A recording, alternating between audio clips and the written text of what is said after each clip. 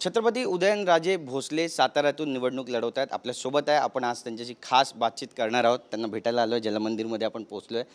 महाराज, सगळ्यात आधी TV9 वर तुमचं खूप खूप स्वागत.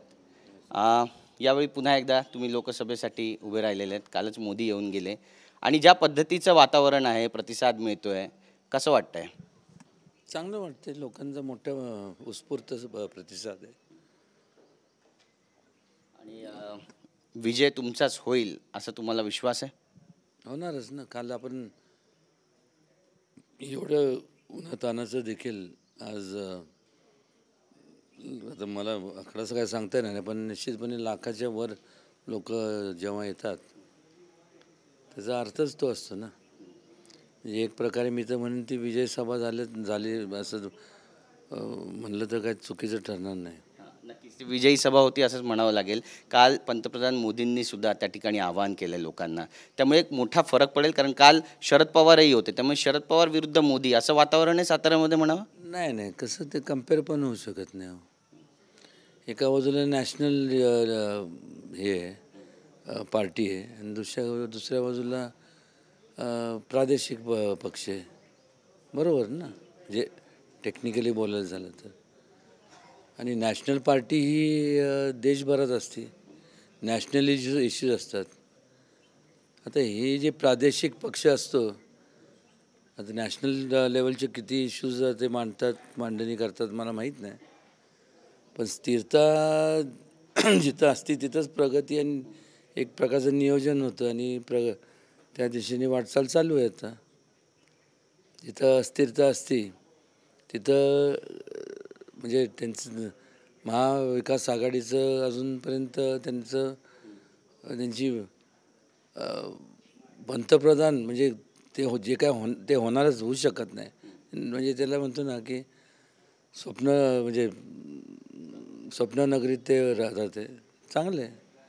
स्वप्ननगरीत ते पंतप्रधान जे कोण असतील तिथंसुद्धा जरतच आहे, कारण की पंतप्रधानचा जेव्हा मुद्दा येतो महाविकास आघाडीचा, तिथंसुद्धा यांच्यात वादावादी. म्हणजे त्यांचं अजून कॅन्डिडेट तर फिक्स करा.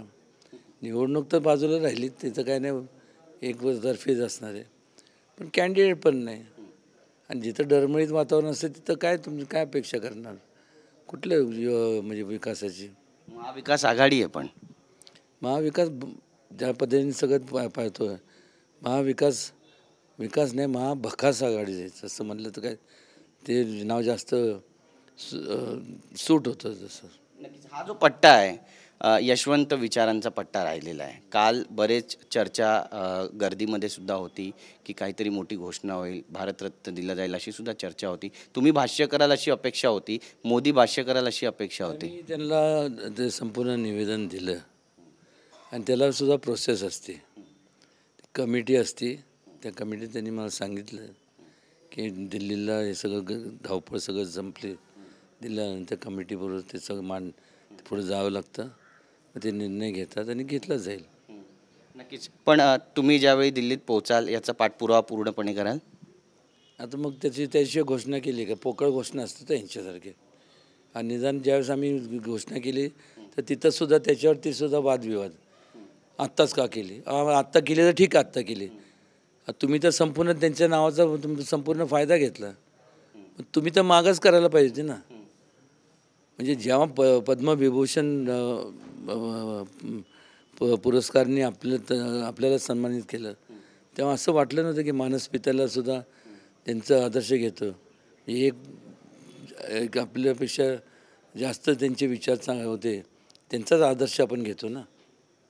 मग त्यांना भारतरत्नाचा गौरव देऊन गौरव केला पाहिजे असं विचार का आला नाही? मला त्या तपशिलात जायचं नाही. मला जे वाटलं मी ते केलं. राजकीय प्रश्न विचारायचा आहे. काल शरद पवार सुद्धा होते या ठिकाणी, वाईमध्ये त्यांची सभा होती. त्यांनी तुमच्या कॉलरबद्दल भाष्य केलं. तुमच्या कॉलरवर प्रेम आहे? कॉलर म्हणून प्रेम तर आहे त्यांचं, माझ्यावरती प्रेम आहे. आणि कोणाला पण विचारा, जेव्हा त्यांनी कॉलर असे केले ते एक प्रकारचे त्यांनी संकेत दिले की जे आत्ताचे जे उमेदवार आहे ते आम्ही ते चुकीची निवड झाली आणि तुम्ही आता संपूर्ण उदयनराजेंना मतदान करा, ही संकेत आहे. सगळ्या गोष्टी action speak louder than words. समजून घेतलं पाहिजे लोकांनी. ते असं पण म्हणतात ना सोबत कॉलर सकाळी उडवली जाते की संध्याकाळी उडवली जाते, मग त्याचा अर्थ कसा घेता तुम्ही? कॉलर असते ना. कॉलरचं सकाळ संध्याकाळचं काय संबंध आहे? कॉलरचं सकाळ संध्याकाळचं काय? कॉलर शर्टला कॉलर असते. तुम्ही पायजामा कुर्ता घालता त्याला पण कॉलरच असते ना. पायजामा कुर्ता आपण जे रात्री झोपताना नाईट सूट म्हणतो त्याला कॉलर असते ना. ती झोपताना घालतो, ही सकाळी घालतात.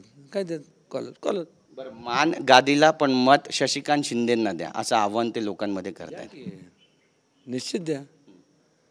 जे APMC मध्ये घडलं ह्या जिल्ह्यात त्याच्यापेक्षा मग जे घोटाळेबाज जिल्हा म्हणून ओळख जाणार. द्या.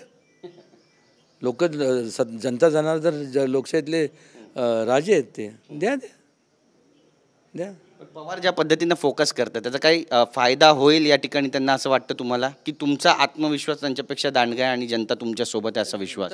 सोबत आहे तर कालच्या मॉब आणि किंवा गर्दीमुळे आणि उत्स्फूर्त प्रतिसाद आहे. आणि दुसरा प्रश्न काय विचारला तुम्ही आता? जनता तुमच्या त्याचा फायदा होईल? फायदा नाही. तुम्ही अजूनही काय म्हणला? मी म्हटलं की जनता, तुम्हाला आत्मविश्वास आहे का जनता तुमच्या सोबत आहे? मग काल काय म्हणजे काय ते ओढून ताणून आणले होते का? संध्याकाळची वेळ असते तर समजू शकलं असतं. उन्हात तानाचा घाम पुसत कोण येणार आहे असं? शशिकांत शिंदे यांच्यावर जे भ्रष्टाचाराचे आरोप ते किती गंभीर वाटतात तुम्हाला? गंभीर म्हणजे आता मग न्यायव्यवस्थेवर तुमचा विश्वास नसेल तर गंभीर नाही आहे. माझं तर आहे, लोकांचं आहे. आता कोर्टाने दिलं सगळं प्रूव्ह झालं आहे तिथं हे. आणि बरं जर नसते, मला काय कोणाच्या पर्सनॅलिटी जायचं नाही, पण हा लोकांशी निगडीत आहे. लोकांच्या जे घोटाळा झाला आहे तो लोकांच्या पैशाचा झाला आहे. माताडीच्या घामांच्या पैशाचं झालं आहे. यांच्या जोरावरती हे मोठे झाले त्यांचे पैसे झाले. त्यामुळं मी जरी माथाडी म्हणजे ते सुद्धा माझे मतदार आहे. म्हणजे एक मतदार नात्याने मी त्यांच्यासाठी त्यांच्यावर अन्याय होत असेल तर निश्चितपणे मी आवाज उठवणार. आणि जर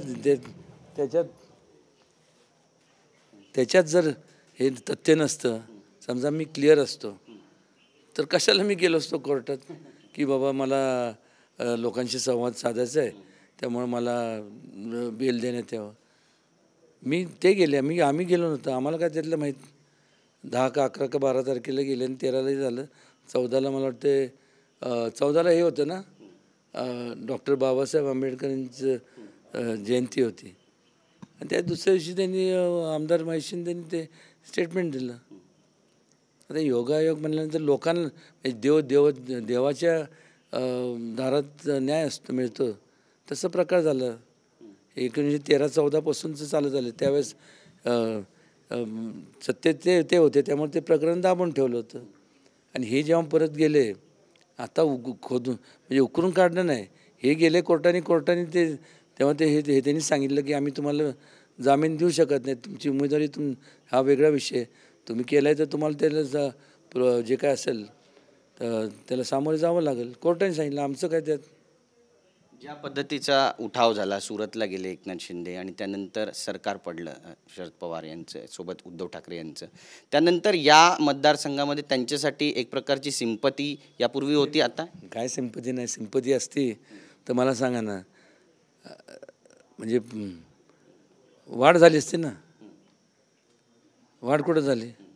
3.5 जिल्ह्यातच हे सगळे फिरतात आहे. कोकणात काय नाही, विदर्भात पण नाहीच, खानदेश मराठवाडा हे 3.5 जिल्हे. त्यामुळे भरपूर वेळ आहे. 4 सभा दिल्यात. मी म्हटलं 4 नाही 40 सभा घ्या ना, वेळ तर आहेत का हो. 40 घ्या. कोपरा सभा मी पाहिजे आम्ही टेबलं आम्ही लावून देतो ना. माणसं येत नसेल ती पण आम्ही बसवतो.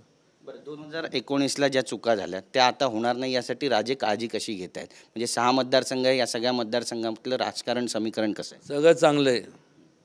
6 पैकी 4 हे महायुतीचे आमदार आहेत आणि जे उरलेले 2 आहेत तिथं मताचं मागच्या वेळेस विभाजन झालं नसतं तर ते देखील 6च्या 6 हे महायुतीचे असते.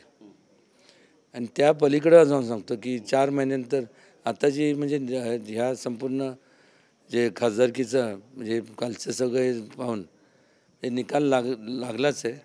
पण 4 महिन्यानंतर जे मी तुम्हाला सांगितलं आता मगाशीचा उल्लेख केला, आमदारकीचा निवडणूक ज्यावेळेस जाहीर होईल आणि निकाल लागेल तर 6च्या 6 महायुतीचे सातारा लोक सभेच्या मतदारसंघात 6च्या 6 लोकसभेचे आपलं विधानसभेचे हे महायुतीचे आमदार असणार. नक्कीच. शरद पवार ज्यावेळी तुमची स्टाईल कॉपी करतात, कॉलर उडवतात, तुम्ही ते पाहता, तुमची प्रतिक्रिया काय असते, कसे व्यक्त होता तुम्ही? चांगलं आहे ना. म्हणजे त्यांना सुद्धा वाटतं की उदयनराजे करेक्ट वागतात आहे. आपण म्हणजे त्यांचं म्हणजे माझं आता अनुकरण किंवा मला त्यांना म्हणजे त्यांना असं वाटतं की ते योग्य करतात आणि संकेत त्यांनी देऊन टाकलेत ना की आता काय ह्यांनाच मतदान करा, बाकी आता ते निवड चुकली आहे, झालं तर काय. सगळ्यात जास्त कॉलरमध्ये दम कुणाचे आहे? कॉलर असेल, दम काय पवारांचे की तुमचे आहे? ते उडवले तर जेव्हा आपण उडवतो त्यावेळेस तुम्हाला कळेल ना. लोक माझ्या कॉलेजमध्ये दम नसता तर त्यांनी उडवली असते का? म्हणजे माझं अनुकरणच केलं ना. मी असं म्हणत नाही की मी त्यांना कमी लेखत नाही, कोणालाच कमी लेखत नाही, पण त्यांना आवडतं ना माझी स्टाईल. पण ते असं पण खाजगीमध्ये म्हणतात की जे 2019ला झालं तेच आम्ही आता पुन्हा त्याची पुनरावृत्ती करू. त्यावेळेस त्यांच्यामुळे झालं नाही, ते भिजले म्हणून झालं नाही. पाऊस पडला की आपल्याला असं वाटतं पावसात जाऊन भिजावं, त्याच्यातलं ते होतं. त्यावेळेस माझी चूक माहीत झाली, मी निवडून आलोच होतो. पण ह्यांचे सगळ्यांचे आंबट चाळे बघता जे काय आहे ते मला पटले नव्हते. त्यावेळेस पण सुद्धा मी आवाज उठवत होतो. त्यावेळेस तुम्ही लोक पट्टी द्यायचं खाली असे टेलिव्हिजनवरती, उदयनराजेंचं घरचं आहे, म्हणजे हे आजचं नाही आहे. जे खरं आहे ते खरं म्हणणाऱ्यापैकी मी आहे, खोटं आहे आणि जर मला माहीत आहे की चुकीचं आहे आणि जर त्याला मी छान बसलो तर ते जेवढे जबाबदार तेवढं मी जबाबदार आहे ना. आणि त्यामुळं जेव्हा राजीनामा दिला त्यावेळेस थोडंसं माझ्याकडनं जल्दबाजी झाली. मी त्या मतदारसंघातले जे ज्येष्ठ लोक आहेत त्यांना त्यांना सांगायला त्यांच्याशी विनिमय करायला होता की आपण असं करतो या कारणासाठी.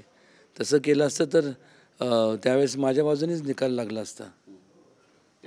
एक महत्त्वाचा प्रश्न आहे, तुम्ही संपूर्ण मतदारसंघात फिरताय, लोकांना काय आश्वासित करू इच्छिता? इथं शिवरायांची भूमी राहिलेली आहे, याचा विकास कसा करणार, लोकांपर्यंत काय काय मुद्दे घेऊन जाणार? सगळे आता काल मी सांगितलं ना, जे म्हणून या इंडस्ट्री असू दे, टुरिझम असू दे, त्यानंतर कृष्णा नदी म्हणजे उमापासून संगमापर्यंत त्याचं संपूर्ण शुद्धीकरण, कारण की त्याच्यातनंच जे काही आपल्याला आरोग्याला धोका असतो, जे पाणी पिण्यानं दूषित असलं तर हे होतं. हे आणि शेतकऱ्यांच्या बाबतीत जे प्रश्न आहेत हे सगळे मार्गी लावणार आम्ही. किती लाख मतांनी तुमचा विजय होईल असा आत्मविश्वास आहे तुम्हाला? जो मला मतदान करणार नाही तो आळशी असं मी म्हणेन. कारण की लोकांनी विचार करायला पाहिजे ना, का मला आणि का समोरच्याला. मी काय फार मोठं हिरो किंवा असं काय नाही, पण एका बाजूला शिष्टाचार आणि एका बाजूला भ्रष्टाचार. तुम्ही भ्रष्टाचाराला बाजूने काऊन देणार असाल का शिष्टाचाराच्याने, लोकांनी ठरवलं पाहिजे, मी काय सांगणार. नक्कीच. तर लोक भ्रष्टाचाराने त्यांची जागा दाखवतील आणि शिष्टाचारालाच मत देतील असा विश्वास आहे? विश्वास म्हणजे आता लोक शिष्टाचारावरतीच आज आपला देश चाललं ना. कशावर चाललं? भ्रष्टाचारावर चाललं आहे का? आणि लोक जुगारून टाकतात त्याचे भ्रष्टाचार करणारे लोकांना. धन्यवाद आमच्याशी बोलल्याबद्दल. कॅमेरा पर्सन योगेश गुरवसा, गिरीश गायकवाड, TV9 मराठी, कोल्हापूर.